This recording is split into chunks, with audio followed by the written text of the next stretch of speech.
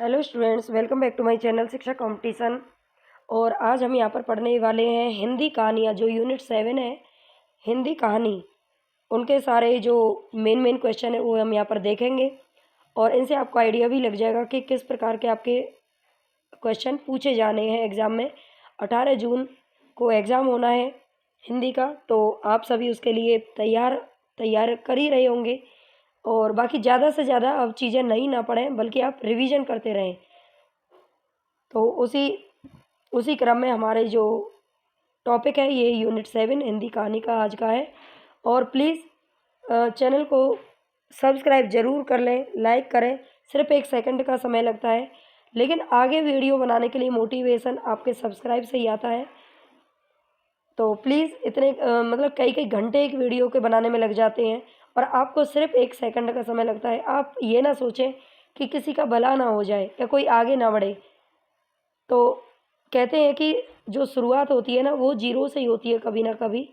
तो प्लीज़ आपकी भी कहीं ना कहीं तैयारी ज़ीरो से ही हो रही है और हमारी भी तैयारी ज़ीरो से ही हो रही है। तो प्लीज़ आप चैनल को सब्सक्राइब ज़रूर करें, सपोर्ट करें, ताकि हमें भी मोटिवेशन मिले और आगे हम ज़्यादा से ज़्यादा आपके लिए मेहनत कर सकें। तो चलते हैं, वीडियो को स्टार्ट करते हैं। उम्मीद है कि आप सभी बच्चे जो भी देखें प्लीज़ सब्सक्राइब ज़रूर कर देना, यही मुझे उम्मीद है। सुभद्रा कुमारी चौहान की कहानी राही। ये राही किसकी कहानी है? तो सुभद्रा कुमारी चौहान की कहानी है। और ये किस कहानी संग्रह में संकलित है? तो ये है सीधे साधे चित्र, और इसका प्रकाशन वर्ष है 1947। ये कब इसको संग्रहित किया गया था? सीधे साधे चित्र में 1947। बड़ा ही सिंपल है, इसको आप ट्रिक से भी याद कर सकते हैं। सीधे साधे क्या है? राह। सीधे साधे राह। राह किसको बोलते हैं? रास्ते को बोलते हैं। सीधे साधे रास्ते या सीधे साधे राह, राही सीधे साधे चित्र में संकलित है। 1947 में इसका प्रकाशन होता है और ये सुभद्रा कुमारी चौहान की क्या है? कहानी है। इतना आप ध्यान रखेंगे। सुभद्रा कुमारी चौहान की अगर हम बात करें तो 1904 में इनका जन्म होता है, ठीक है। और कहाँ पर? प्रयागराज में, ठीक है। इनका ये ध्यान रखेंगे आप। नेक्स्ट, अगर इनकी और हम कविताओं की बात करें जो बहुत ही फेमस है, तो जलियांवाला बाग, झांसी की रानी, झंडे की इज्जत और स्वदेश के प्रति, ये इनकी अन्य कविता हैं जो आपको याद रखनी है। नेक्स्ट देखते हैं, महाराज नाराज ना हो, आपसे एक टोकरी भर मिट्टी नहीं उठाई जाती, और इस झोपड़ी में तो हजारों टोकरियां मिट्टी पड़ी है, उसका भार आप जन्म भर क्यों कर उठा सकेंगे? आप ही इस बात पर विचार कीजिए। एक टोकरी भर मिट्टी, जो कि माधव राव सप्रे की कहानी है, ठीक है। एक टोकरी भर मिट्टी, और इसे कुछ विद्वानों ने प्रथम मौलिक कहानी के तौर पर भी माना है, ठीक है। तो इसमें किस पात्र का ये कथन है? तो बुजुर्ग विधवा का। इसमें एक बुजुर्ग विधवा है और एक कौन है? उसकी पोती है जो कि सिर्फ 4-5 साल की है, और एक बड़ा क्या है, मतलब जमींदार वगैरह है, जो उसकी जो झोपड़ी है उसको अपने ताकत के दम पर क्या करता है, मतलब कब्जा कर लेता है उस पर। तो ये इसकी कहानी है, ठीक है। एक टोकरी भर मिट्टी, तो उसकी जो बेटी है, पोती है, वो खाना नहीं खाती, ठीक है। खाना नहीं खाती है और वो झोपड़ी में वापस जाने की जिद करती है। तो वो कहती है, बुढ़िया उससे, जो बुजुर्ग महिला है वो उससे बोलती है कि मैं जाती हूँ वहाँ से, एक टोकरी भर मिट्टी लेकर के आती हूँ और तुम्हारे लिए मैं उसी से चूल्हा बनाऊंगी और उसी से खाना पकाऊंगी, ठीक है। तो वो वहाँ पर जाती है, तो एक टोकरी भर मिट्टी अपनी झोपड़ी में से खोद करके वो मिट्टी भर लेती है वहाँ से। और जब वो मिट्टी भर लेती है तो वो उसको उठाने के लिए बोलती है, उसको जो मतलब वहाँ पे जो ठेकेदार जमींदार है। और जब तो वो उसको उठा नहीं पाता है, ठीक है। तब वो जो बुढ़िया है, बुजुर्ग महिला है, वो इस बात को कहती है कि महाराज नाराज ना हो, आपसे तो एक टोकरी भर मिट्टी नहीं उठाई जाती, ठीक है। तो ये कथन आप ध्यान रखेंगे। ये किसका है? एक टोकरी भर मिट्टी का है, जो कि बुजुर्ग विधवा के द्वारा कहा गया है। आगे देखें, रंग भेद एवं पक्षपात का चित्रण, सरकारी मिशन और कमीशन की उपयोगिता पर प्रश्न चिन्ह, कोलकाता विश्वविद्यालय के विद्वानों पर व्यंग्य, अंग्रेजी सरकार के न्याय व्यवस्था पर व्यंग्य आदि किस कहानी के विषय हैं? तो ये है चंद्रदेव से मेरी बातें। चंद्रदेव से मेरी बातें ये किसके द्वारा लिखी गई है? बंग महिला के द्वारा। बंग महिला यानी कि जिनका पूरा नाम है राजेंद्र बाला घोष। राजेंद्र बाला घोष उनको बंग महिला के नाम से जाना जाता है, ठीक है, जिनका जन्म 1882 में वाराणसी में हुआ था। और इन्होंने ये कहानी लिखी थी चंद्रदेव से मेरी बातें, ठीक है। और तो आप ये ध्यान रखेंगे इसमें क्या क्या कौन कौन से विषय रखे गए हैं, उन्होंने किन किन चीज़ों पर व्यंग्य कसा है, ये इस कहानी के विषय हैं। नेक्स्ट देखेंगे दुलाई वाली कहानी का प्रकाशन कब और किस पत्रिका में हुआ था। तो सभी कहानियों के प्रकाशन वर्ष, लेखिका लेखक, उनकी पत्रिकाएं, संग्रह, ये सब आपको बहुत अच्छे से याद रखने हैं क्योंकि क्वेश्चन यहीं से पूछे जाएंगे। तो जो धुलाई वाली कहानी है, एक चीज़ और ध्यान रखेंगे आप, मैंने एक क्वेश्चन पोस्ट में भी डाला था, उसके बहुत सारे आंसर गलत आए थे। जो चंद्रदेव से मेरी बातें हैं, ये सरस्वती पत्रिका में प्रकाशित हुई थी, जिसका बच्चों ने छत्तीसगढ़ मित्र जो पत्रिका है उसका आंसर दिया था। जबकि जो एक टोकरी भर मिट्टी कहानी है वो किसमें छपी थी, छत्तीसगढ़ मित्र नामक पत्रिका में, ठीक है। ये एक टोकरी भर मिट्टी से संबंधित है। और जो चंद्रदेव से मेरी बात है और दुलाई वाली, ये दोनों की दोनों सरस्वती में छपी थी, जो कि किसकी, दोनों की दोनों ही बंग महिला की कहानियाँ हैं, ठीक है। दोनों की दोनों कहानियाँ इन्हीं की लिखी हुई हैं। दुलाई वाली कहानी का प्रकाशन कब और किस पत्रिका में हुआ था, तो 1907 में हुआ था। और जो ऊपर अभी हमने देखी दुलाई वाली का प्रकाशन हुआ था 1907 में। और जो ये है चंद्रदेव से मेरी बात है, इसका प्रकाशन हुआ था 1904 में। इसका भी आप प्रकाशन वर्ष याद रखेंगे। दोनों ही सरस्वती पत्रिका में छपी थी और दोनों ही बंग महिला के द्वारा लिखी गई हैं, ठीक है। नेक्स्ट देखते हैं यहाँ पर, अरे तुम क्या जानो इन लोगों की हंसी ऐसी ही होती है, हंसी में किसी के प्राण भी निकल जाए तो भी इन्हें दया ना आवे। यह पंक्तियाँ किस कहानी से ली गई हैं, तो दुलाई वाली से ली गई हैं। किससे, दुलाई वाली से ली गई हैं, ठीक है। प्रेमचंद की कहानी ईदगाह, ईदगाह किसकी कहानी है, तो प्रेमचंद के द्वारा लिखी गई है, मुंशी प्रेमचंद, जो कि 1933 में लिखी गई थी। कब, 1933 इसका प्रकाशन वर्ष है। और इसमें ये जो क्वेश्चन बनता है ना, वो यहाँ से सबसे ज़्यादा बनता है। तो मैंने एक ही क्वेश्चन में सारे रख लिए हैं। तो किस पात्र ने क्या खरीदा, उसमें एक बच्चा होता है, ज़्यादा बड़ा नहीं है, 6-7 साल का बच्चा है, जो कि कहाँ पर जाता है, मतलब मेले में जाता है घूमने के लिए। वो अपनी दादी के साथ रहता है, जिसके माता पिता की मृत्यु हो गई थी। तो जब वो मेले में जाता है तो उसके पास बहुत कम पैसे हैं, तो वहाँ से वो क्या खरीदता है, मतलब मेले में हर कोई बच्चा कुछ ना कुछ खरीद के लेके आता है। तो इन पात्रों का आप ध्यान रखेंगे किसने क्या खरीदा। हामिद उस बच्चे का नाम है जो मुख्य पात्र है इसका, ठीक है। हामिद ने चिमटा खरीदा, मतलब वो सोचता है, उसके पास पैसे भी कम है, उसका मन तो करता है कि वो भी कुछ खिलौना खरीदे अपने लिए, कुछ जलेबी खाए, कुछ और चीज़ें खाए, क्योंकि सारे बच्चे खा रहे थे। उसके भी मुंह में पानी आ रहा था, खिलौनों से भी खेलने का मन था। लेकिन वो कहते हैं ना, जब मजबूरी होती है, मजबूरी और गरीबी, मतलब इंसान को या एक बच्चे को ना बहुत जल्दी बड़ा बना देती है। तो वही हामिद के साथ यहाँ पर मुंशी प्रेमचंद जी ने दिखाया है। वो बच्चा इतना समझदार है, जब वहाँ पे जाता है तो खिलौने वगैरह कुछ नहीं लेता, और वो सोचता है वहाँ पर जाकर कुछ से, उसकी नज़र एक चिमटे पर पड़ती है। चिमटा आप समझते होंगे, जो रोटी बनाने के काम आता है चिमटा।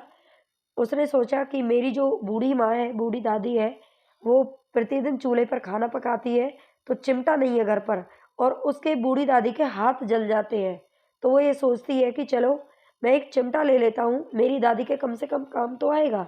अगर मैं ये खिलौने खरीदूंगा तो सारे मिट्टी के हैं, ये तो एक ना एक दिन फूट जाएंगे, है ना। तो वो चिमटा खरीद करके लाता है।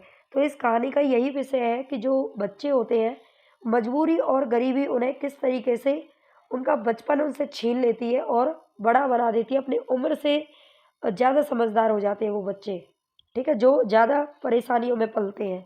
तो हामिद चिमटा खरीदता है, मोहसिन का क्या खरीदता है, भिश्ती खरीदता है, मोहम्मद सिपाही खरीदता है, नूरे वकील खरीदता है, सम्मी धोबिन और खंजरी खरीदती है, ठीक है। यहाँ पर बच्चे जाते हैं, हामिद, मोहसिन, मोहम्मद, नूरे, सम्मी, ठीक है। 4-5 बच्चों का जिक्र इसमें किया गया है, और ये अलग अलग खिलौने खरीद करके लेके आते हैं। तो इनको आप खिलौने याद रखना, ये खिलौने पूछे जाते हैं। दुनिया का सबसे अनमोल रत्न, इस कहानी में बुजुर्ग दिलफिगार को कहाँ भेजता है। इसमें एक बुजुर्ग मिलता है दिलफिगार को। इसमें 2 मुख्य पात्र हैं, दिलफिगार और दिलफरेब। तो ठीक है, ये दुनिया का सबसे अनमोल रत्न लेने के लिए और जो दिल परे होती है उसको दिलफगार को कहाँ भेजती है, मतलब वो चाहती है कि मैं तुमसे तभी शादी करूँगी जब आप दुनिया का सबसे अनमोल रत्न ला करके मेरी झोली में डाल दोगे। ठीक है, तो जो दिलफगार होता है वो बेचारा परेशान होता है, घूमता घूमता एक बुजुर्ग के पास पहुंचता है और वो सोचता है कि मैं कहाँ पे जाऊं, दुनिया का सबसे अनमोल रत्न क्या होगा, उसकी समझ में नहीं आता है। तो जो एक बुजुर्ग उसे मिलता है वो कहता है कि तुम पूरब की ओर हिंदुस्तान में जाओ। कहाँ पर जाओ? पूरब की ओर हिंदुस्तान में जाओ, वहाँ से आपको दुनिया का सबसे अनमोल रत्न मिल जाएगा। नेक्स्ट देखते हैं, दुनिया का सबसे अनमोल रत्न किस पत्रिका में और कब प्रकाशित होता है?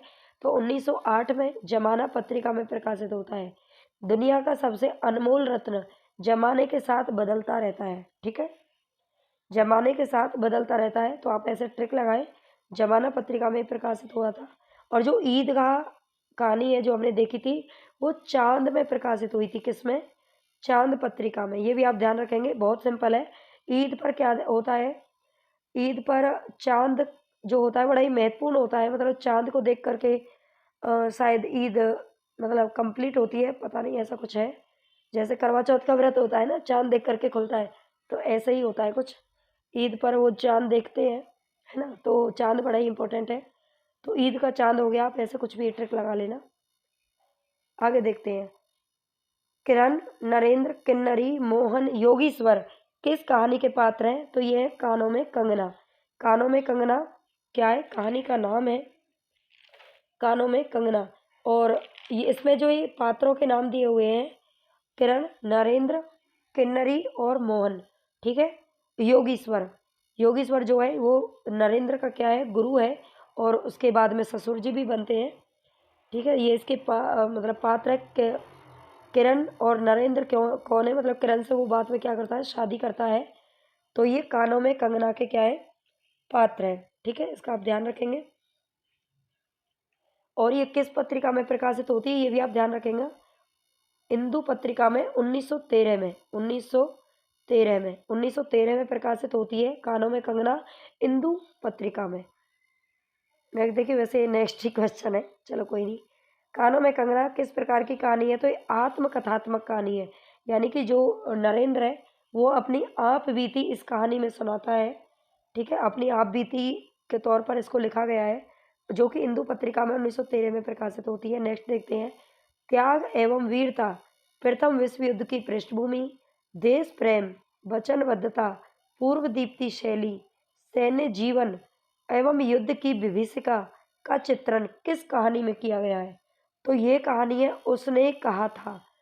उसने कहा था, जो कि किसके द्वारा लिखी गई है? चंद्रधर शर्मा गुलेरी के द्वारा लिखी गई है। इसमें ये विषय आपको ध्यान रखने हैं, ये पूछे जाते हैं। जो लहना सिंह है इसमें पात्र, वो इसका मुख्य पात्र है। बाकी वजीरा सिंह, लहना सिंह, बोधा सिंह, ठीक है, हजारा सिंह, ये इस प्रकार के पात्र इसमें देखने को मिलते हैं। भिखारिन, बिसाती, अपराधी, रूप की छाया, स्वर्ग के खंडर में ममता, आकाशदीप, जयशंकर प्रसाद की कहानियाँ किस कहानी संग्रह में संकलित हैं? तो आकाशदीप कहानी हमारे इसमें सिलेबस में लगी हुई है। आकाशदीप के बारे में तो आपको पढ़ना ही है, बल्कि जयशंकर प्रसाद की और भी जो कहानी है वो भी आपको याद रखनी है। ये पूछे जाएंगे, ऐसा नहीं है कि सिर्फ आपको जो कहानी दे रखी है, जो उपन्यास दे रखा है, जो विधाएं आपको दी है, सिर्फ वहीं से क्वेश्चन नहीं आता, बल्कि उनके जो और अन्य विधाएं हैं उनसे भी क्वेश्चन पूछा जाएगा। तो यहाँ पर आप ध्यान रखेंगे, कहानी संग्रह है, आकाशदीप का नाम भी है और कहानी संग्रह का नाम भी है, जो कि 1929 में संग्रहित किए गए हैं। ठीक है, इसका आप ध्यान रखेंगे। मुझे स्मरण है जब मैं छोटी थी, मेरे पिता नौकरी पर समुद्र में जाते थे, मेरी माता मिट्टी का दीपक बांस की पटारी में भागीरथी के तट पर बांस के साथ ऊंचे टांग देती थी। यह पंक्तियां आकाशदीप कहानी में किसकी है? तो आकाशदीप जो कहानी है, आकाशदीप, इसमें एक पात्र है चंपा। ठीक है, चंपा इन बातों को कहती है कि मुझे याद है जब मैं छोटी थी, क्योंकि वो एक नाविक थे उसके पिताजी, और वो समुद्र पर ही रहती है, समुद्र के एक द्वीप पर ही रहती है, और वहीं पर उसका बचपन बीता है। तो वो ये सब अपने बचपन की बातें बताती है। किसको बताती है? तो ये बुद्धगुप्त को बताती है। बुद्धगुप्त जो कि उससे क्या करता है? प्रेम करता है, लेकिन चंपा उससे नफरत करती है। वो अपने पिता की हत्या का कारण बुद्धगुप्त को मानती है। ठीक है, इसलिए उसे क्या होता है, उससे नफरत होती है। ठीक है, और 8 सालों से जो चंपा है वो कहाँ पर रहती है, समुद्र में परी रहती है, बहुत ज़्यादा, बहुत बड़ी नहीं है अभी। आगे देखते, कुंभ में छोटी बहू, भाई बहन, दलिया, हृदय परीक्षा, ये किसकी कहानियां हैं? तो ये राजेंद्र बाला घोष की कहानी है, जिनको बंग महिला के नाम से भी जाना जाता है। कुंभ में छोटी बहू, भाई बहन, दलिया, हृदय परीक्षा, और जो हमने ऊपर पढ़ी थी चंद्रदेव से मेरी बात है, और दुलाई वाली। ठीक है, ये सारी कहानियाँ किसकी हैं? तो राजेंद्र बाला घोष की हैं। चंपा अपने पिता की मृत्यु का कारण किसे मानती है? तो बुद्धगुप्त को मानती है। ठीक है, इसीलिए वो उससे क्या करती है, नफरत करती है। अपना अपना भाग्य कहानी के लेखक कौन है? तो ये जैनेंद्र कुमार है। आप ये ना समझें कि यूजीसी नेट में इस तरह के क्वेश्चन नहीं पूछे जाते, ये बहुत सिंपल है, ऐसा कुछ भी नहीं है, सिंपल क्वेश्चन भी पूछे जाएंगे। लास्ट ईयर का जो पेपर है आप उसको उठा के देखें, जो क्वेश्चन है वो सब यहीं से बनते हैं। ये सारे क्वेश्चन अगर आपको याद है तो आप कठिन क्वेश्चन भी कर ले जाएंगे। अगर आपको यही याद नहीं होंगे तो आप कठिन क्वेश्चन को कैसे करेंगे? यही क्वेश्चन है, इनकी लैंग्वेज थोड़ी सी टफ बना करके दे दी जाती है। अपना अपना भाग्य कहानी का लेखक, 4 ऑप्शन दे दिए, कौन सा इनमें से नहीं है, कौन सा है, कौन सा प्रकाशन वर्ष है, ऐसे करके मतलब थोड़ा सा टफ बनाने की कोशिश करते हैं। बाकी सिंपल आता है पेपर, कोई बहुत ज़्यादा टफ नहीं होता। नैनीताल और होटल डी पब स्थान का वर्णन किस कहानी में किया गया है? तो ये किया गया है अपना अपना भाग्य। नैनीताल और होटल डी पब स्थान का वर्णन किस कहानी में किया गया है? अपना अपना भाग्य में किया गया है, जो कि जैनेंद्र कुमार के द्वारा रचित है। और प्लीज़ एक बार आपसे फिर रिक्वेस्ट करती हूँ, सारे बच्चे एक बार चैनल को सब्सक्राइब जरूर कर लेना। जो भी बच्चे पढ़ रहे हैं, जो भी नए हैं, जिन्होंने कर लिया है, उनको दिल से धन्यवाद। काफ़ी खुशी मिलती है जब लगता है कि हाँ बच्चे देख रहे हैं, पसंद कर रहे हैं, लाइक कर रहे हैं, सब्सक्राइब कर रहे हैं, तो हम ज़्यादा से ज़्यादा और मेहनत करने की कोशिश करते हैं। अदरवाइज़ क्या लगता है कि एक दिन वीडियो डाल दो, रहने दो, छोड़ो, क्या है, कोई देखता नहीं है। तो प्लीज़ ऐसा ना करें, आप थोड़ा सा मेहनत को समझें। काफ़ी तबीयत ख़राब है कई दिनों से, फिर भी क्या लगा रहता है कि नहीं बच्चों का पेपर बहुत पास है। जो बच्चे हमसे जुड़ गए हैं, कम से कम वो उन्हें निराशा ना मिले, तो इसीलिए मैं ये लेकर के आती हूँ। ऐसी बात नहीं है, यूट्यूब पर बहुत सारे टीचर पढ़ाते हैं, लेकिन फिर भी आपको क्या है कि आसानी से फ्री वीडियो बहुत कम मिलती हैं। और सारे जो भी है, जो मोस्टली सब पेड ही क्लास लेते हैं, तो इसीलिए। और मेरा अपने आप से भी और आपसे भी वादा है, मैं हमेशा ही फ्री पढ़ाऊँगी। आप प्लीज़ बस ज़्यादा से ज़्यादा सपोर्ट कीजिए, और आपको अच्छी से अच्छी क्वालिटी आगे वीडियोज़ में मिलती रहेगी अगर आप सपोर्ट करेंगे तो। क्योंकि कहते हैं ना, सुविधा भी देखो, तभी आप हमें सपोर्ट करेंगे, तभी हम जुटा पाएंगे कुछ। तो चलें आगे। तीसरी कसम कहानी में हीरामन ने कौन से 3 काम ना करने की कसम खाई थी? तो इसमें एक हीरामन पात्र है, हीराबाई पात्र है, कि इसमें तीसरी कसम, जिसका उर्फ इसका दूसरा नाम भी है मारे गए गुलफाम। कौन सा है? मारे गए गुलफाम। ठीक है, इसका आप ध्यान रखेंगे, मारे गए गुलफाम। ठीक है, तो ये किसकी है? तीसरी कसम, मारे गए गुलफाम, ये फणेश्वर नाथ रेणु की क्या है, कहानी है। और इसमें जो हीरामन है वो 3 कसम खाता है कि मैं ये 3 काम कभी भी नहीं करूँगा। ठीक है, ऐसा उसका कहना है। तो एक तो है चोरी का सामान गाड़ी में नहीं लादना, वो गाड़ी चलाता है और वो 3 कसम खाता है कि मैं कभी भी ये काम नहीं करूँगा, चोरी का सामान अपनी गाड़ी में कभी नहीं लेके जाऊँगा। बाँस की लदनी तो मुझे बिल्कुल नहीं करनी है ना? बाँस बाँस आप समझते होंगे, बाँस के जो डंडे आते हैं, और कंपनी की औरतों में वो गाड़ी में नहीं बैठाएगा। तो ये 3 कस्में खाता है कौन? हीरामन। कहानी एक भूख है जो निरंतर समाधान पाने की कोशिश करती है, तो ये किसका कथन है? जैनेंद्र कुमार का कथन है। कहानी एक भूख है जो निरंतर समाधान पाने की कोशिश करती है। अभी हमने देखा था जो अपना अपना भाग्य कहानी है, ये जैनेंद्र कुमार की है, और वही ये कथन बोलते हैं कि कहानी एक भूख है जो निरंतर समाधान पाने की क्या करती है? कोशिश करती है। ठीक है, इसका आप ध्यान रखेंगे। मारे गए गुलफाम यानी कि तीसरी कसम, ये किस कहानी संग्रह में संकलित है? तो ठुमरी में। किसमें? ठुमरी में, जो कि फणीश्वर नाथ रेणु जी के द्वारा लिखी गई है। 1959 इसका क्या है? प्रकाशन वर्ष है। नेक्स्ट देखेंगे, हीराबाई किस नौटंकी कंपनी में काम करती थी? तो मथुरा मोहन नौटंकी कंपनी। लास्ट टाइम भी क्वेश्चन पूछा गया है। मथुरा मोहन उस नौटंकी कंपनी का नाम था जिसमें वो काम करती थी। कुरमा टोली, बबुआन टोली, कोहरी टोली, और मलदैया टोली, ये किस कहानी में उल्लेखित हैं ये टोलियाँ? तो लाल पान की बेगम में, लाल पान की जो बेगम है इसमें संकलित है, इसमें क्या है, ये संकलित है। नेक्स्ट देखेंगे, कहानी में लाल पान की बेगम किसे कहा जाता है? तो ये बिरजू की माँ को कहा जाता है लाल पान की बेगम। लाल पान की बेगम कहानी में बिरजू, बिरजू का नाम पूछा जा सकता है, ये है ब्रजमोहन। ब्रजमोहन हम जो ज़्यादातर लिखते हैं ब्रज ऐसे लिखा जाता है और ऐसे आपको वहाँ पर दिया जाएगा, तो बच्चे क्या है कन्फ्यूज हो जाते हैं, इसको सही मान लेते हैं, जबकि ये क्या है, ये रॉन्ग है। ठीक है, ब्रजमोहन ये करेक्ट है। मतलब ऐसा नहीं है कि ऐसे ही लिखा जाता है, ऐसे लिखा जाता है, लेकिन जो कहानी में दिया गया है वो इस टाइप का दिया गया है और यहाँ से क्वेश्चन बनता है। ठीक है, कि कौन सा ब्रजमोहन सही है? तो ये ब्रजमोहन बिल्कुल सही है, ये 7 साल का बच्चा है जो बिरजू है। ठीक है, गैंग्रीन यानी कि रोज, गैंग्रीन रोज, ये एक ही कहानी के नाम है दोनों। और अग्गे ने किस स्थान पर और कब इसे लिखा था? तो डलहौजी जेल में लिखा था मई 1931 में। ठीक है, गैंग्रीन कहानी किस शैली में लिखी हुई है? तो मैं शैली में लिखी हुई है, संवादात्मक कहानी है ये, इसका भी आप ध्यान रखेंगे। नेक्स्ट देखेंगे, सूखे की स्थिति का जिक्र, फ्लैशबैक की तकनीकी का प्रयोग, पहाड़ का परिवेश, मीहल व दाड़िम के पेड़ों का उल्लेख, ये किस कहानी की विशेषता है? तो कोसी का गठवार, जो कि शेखर जोशी के द्वारा लिखी गई है। ये शेखर जोशी की कहानी है, कोसी का गठवार। जो कोसी का गठवार यानी कि जो कोसी नदी है उसके तट पर गेहूं पीसने की चक्की लगा करके जो मतलब इसमें ये काम करता है और उसको क्या करता है, अपनी बीती बातों को याद करता है। इसी को फ्लैशबैक पद्धति बोलते हैं। फ्लैशबैक यानी कि अपनी बैक वाली, यानी कि पिछली जो बीत चुकी है उन बातों को याद करता रहता है और बड़ा वहाँ पर सुनसान होता है। तो ये कोसी का गठवार नाम है इसका। आग में बहादुरी कूदते हैं जब तुम्हारा ये वकील, सिपाही और भिस्ती लौंडियों की तरह घर में घुस जाएंगे। आग में कूदना वह काम है जो ये रुस्तम हिंदी कर सकता है। यह किस कहानी का कथन है? तो अभी हमने देखा था, ये बच्चे खरीद करके लाते हैं जो खिलौने। तो जो बच्चा है हामिद, वो अपने चिमटे को, मतलब चिमटे को रुस्तम हिंद बताता है। चिमटे का क्या नाम रखता है वो? रुस्तम हिंद। और वो कहता है आग में तो सिर्फ यही कूद सकता है, तुम्हारे जो ये खिलौने हैं ना ये सब तो किसमें, लौंडियों की तरह घर में घुस जाएंगे। ऐसा नहीं है कि लौंडियाँ ही मतलब घर में घुसती हैं। चलो कोई नहीं, ये एक दे रखा है। किस कहानी का कथन है? तो ईदगाह कहानी का कथन है, जो कि मुंशी प्रेमचंद जी के द्वारा लिखी गई है।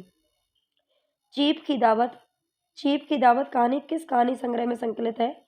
तो ये भीष्म साहनी के द्वारा लिखित है और पहला पाठ, ये कहानी संग्रह है पहला पाठ, जिसमें 1957 में प्रकाशित होती है और उसमें संकलित है चीप की दावत। ठीक है, चीप की दावत, इसमें कौन है? एक माँ है, ठीक है, बूढ़ी माँ है बेचारी, और उसका बेटा है सामनाथ, मिस्टर सामनाथ, और उसकी पत्नी है मिसेस सामनाथ। ठीक है, दोनों क्या करते हैं, मतलब अपनी उनके जो चीफ की दावत, चीफ यानी कि एक अमेरिकी व्यक्ति है जो उनका बॉस है, और अपना प्रमोशन कराने के लिए और वो क्या करता है, अपने बॉस को घर पर दावत देता है। ठीक है, चीफ की दावत, दावत देता है, तो घर में वो साफ सफाई करने की कोशिश करता है, लेकिन वो ये सोचता है कि अगर ये मेरी बूढ़ी माँ अगर मेरे चीफ को, मेरे बॉस को दिख गई तो क्या होगा। तो ये कहानी में जो वृद्ध है उनकी स्थिति को दिखाने के लिए ये कहानी लिखी गई है। चीफ की दावत, ये चीफ लिखा हुआ है यहाँ पर। चीफ की दावत कहानी में माँ ने अपने बेटे से कहाँ भेजने के लिए कहा? हरिद्वार भेजने के लिए कहा। देखो, ऐसा नहीं कहा कि बेटे मुझे हरिद्वार भेज दे मैं खुश रहूँगी, बल्कि इसलिए कहा कि तेरी इज्जत पर कोई आँच नहीं आए। देखो, हर माँ जो होती है ना, मुझे ये लगता है कि माँ दुनिया की, सभी जानते हैं, माँ दुनिया की सबसे मतलब सबसे अनमोल चीज़ है माँ। भले ही वो अपने बच्चों को अनमोल समझती है हमेशा, लेकिन माँ सबसे अनमोल होती है। वो कैसे कैसे अपने बच्चों को पालती है, क्या क्या चीज़ें देखती है, क्या क्या सपने सजोती है, लेकिन जब वो वृद्ध हो जाती है ना, तो वही औलाद उसको क्या करते हैं, उसको एक मतलब शर्म की चीज़ समझने लगते हैं। तो यही इस कहानी में दिखाया गया है। मैं ये तो नहीं कहती है सबके साथ है, लेकिन हाँ, मतलब 50% आजकल बच्चे, बल्कि और ज़्यादा ही ऐसे ही हो गए हैं, जो अपने वृद्ध माँ बाप को क्या समझते हैं, शर्मिंदगी की चीज़ समझते हैं, और उनको बस घर पर बिठाए रखते हैं, ना कहीं ले जाना, ना अपने साथ लेके जाते हैं, ना कहीं उनका आना पसंद करते हैं, सामने बिठाना पसंद नहीं करते हैं। ठीक है, तो ये चीज़ बहुत गलत है। अगर आप सब बच्चे पढ़ लिख रहे हैं तो प्लीज़, मतलब सबसे पहले हमेशा अपनी माँ को, अपने पिता को रखना, हमेशा। क्योंकि माता पिता जो कर सकते हैं ना, वो कोई नहीं कर सकता। दूसरे का बेटा या दूसरे की बेटी हमारे जो पार्टनर बनते हैं, चाहे वो कितने भी अच्छे हों, लेकिन हमारे माता पिता की ओर वो कभी नहीं कर सकते। चलो कोई नहीं, आप 1 सेकंड का टाइम है, ये मत समझना, लेकिन माता पिता के लिए आप हमेशा खड़े रहना, उनको आगे रखना। आप देखना ज़िंदगी में हमेशा सफल होंगे अगर ऐसा करेंगे तो। चलिए, शहर में आग लगी थी, बात डिब्बे भर के मुसाफिरों को पता चल गई और वे लपक-लपक कर खिड़कियों में से आग का दृश्य देखने लगे। तो ये पंक्तियाँ किस कहानी से ली गई हैं? आग किस में लगी थी और कहाँ से दृश्य देख रहे थे? तो अमृतसर आ गया। ये पूरी जो कहानी है वो ट्रेन के डिब्बे की है, मतलब ट्रेन की है। और शहर में जब आग लगती है तो ट्रेन वहाँ से निकल रही है, सारे लोग खिड़कियों में से उस दृश्य को देख रहे हैं, ऐसा मतलब इसमें दिखाया गया है। तो अमृतसर आ गया, ये 1973 में क्या हुई थी? प्रकाशित हुई थी ये कहानी। पटरियाँ, नया मकान, मौका परस्त, अभी तो मैं जवान हूँ, इंद्रजाल, भगोड़ा, अमृतसर आ गया, ये नामक कहानी किसके द्वारा रचित है? तो भीष्म साहनी के द्वारा रचित है सारी की सारी। और ये किस कहानी संग्रह में है? तो पटरियाँ नामक कहानी संग्रह में। अमृतसर आ गया आपसे पूछा जा सकता है, ये अमृतसर आ गया पटरियाँ नामक कहानी संग्रह। देखो, अगर आप थोड़ा सा दिमाग लगाओ तो जितने भी कहानी और कहानी संग्रह ना, ट्रिक से बहुत आसानी से याद रखे जा सकते हैं। अमृतसर आ गया, ये एक ट्रेन में दिखाई गई कहानी है। और ट्रेन किस पे चलती है? पटरियों पे चलती है, पटरी पे चलती है। ठीक है, तो पटरियाँ इसका कहानी संग्रह है। बाकी की जो कहानी है वो भी आप याद रखना। नेक्स्ट देखेंगे, सिक्का बदल गया कहानी किस पत्रिका में और कब प्रकाशित होती है? तो ये सबसे पहले तो जुलाई 1948 में प्रकाशित हुई थी, प्रतीक पत्रिका में।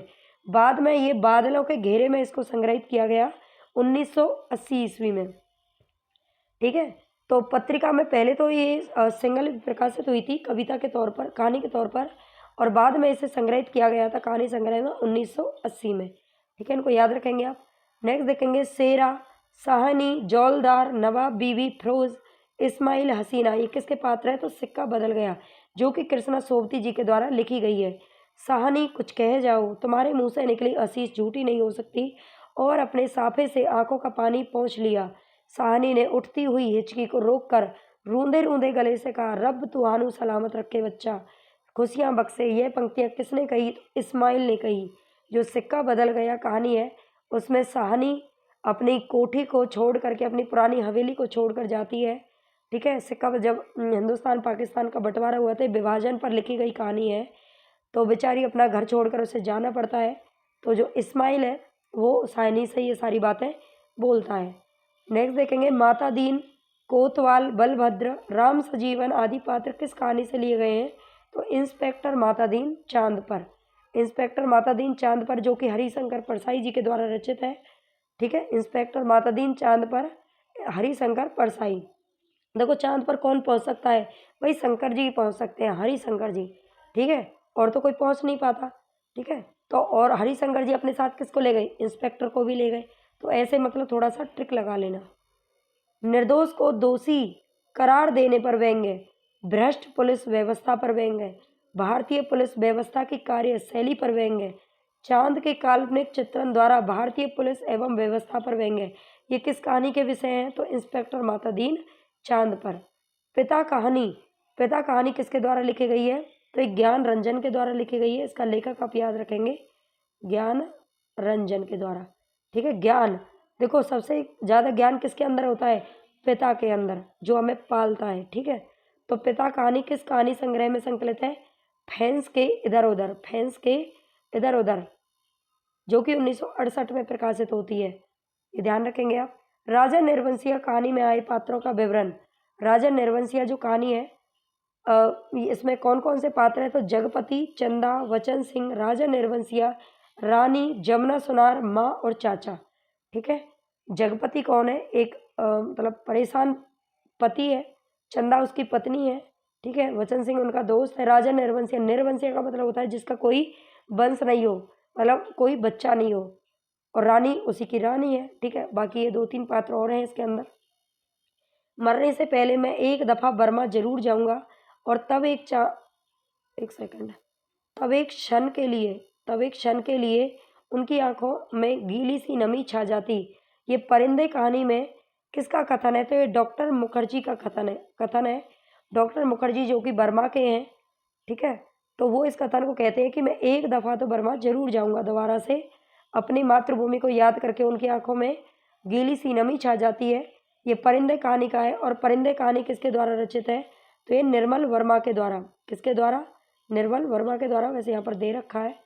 चलते हैं। Latika, mister Hubert, Karimuddin, miss Wood, major Girish Negi, doctor Mukherjee, Sudha, Julie, ये किस कहानी के पात्र हैं? तो परिंदे कहानी के पात्र हैं जो कि निर्मल वर्मा जी के द्वारा रचित है। आज की हमारी वीडियो यहीं पर समाप्त होती है और प्लीज़ चैनल को सब्सक्राइब ज़रूर कर लेना। आपसे रिक्वेस्ट है, प्लीज़ चैनल को सब्सक्राइब करके ही जाना। बिना सब्सक्राइब करे कोई भी नहीं जाएगा और उम्मीद है कि आपके लिए वीडियो बहुत ही हेल्पफुल रहेगी और आगे इसी टाइप के आपको बहुत अच्छी से अच्छे मैं कंटेंट लेके आती रहूँगी। आप किसकी तैयारी करें वो भी मुझे बता देना, आगे किसकी करनी है और किसका आपने मतलब डाल रखा है फॉर्म वगैरह, वो आप बता सकते हैं मुझे कमेंट में।